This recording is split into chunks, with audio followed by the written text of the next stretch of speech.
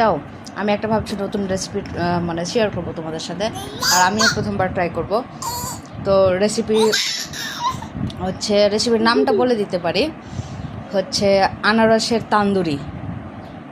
তো আমি একদিন বানাবো, তো তোমাদের সাথে শেয়ার করব কেমন লাগে। আর তোমরা ঝটপট দেখতে চাও নাকি আমাকে কমেন্ট করো।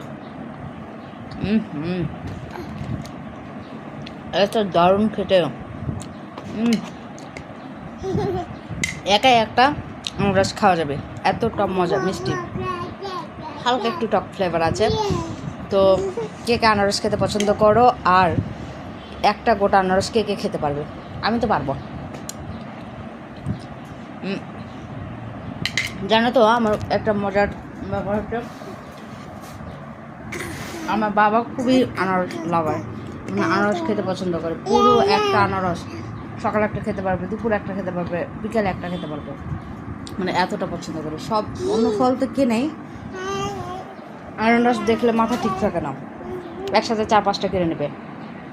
আচ্ছা আপনারাই বলেন যে একসাথে 4-5টা কিনে মানে নষ্টও তো হতে পারে, ওটা বুঝবে না, কেনাই লাগবে।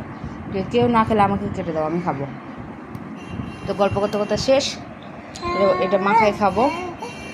আর এটা মাখায় খেতে কে কে পছন্দ করে বাদামি লেবু, সেটা জানিও।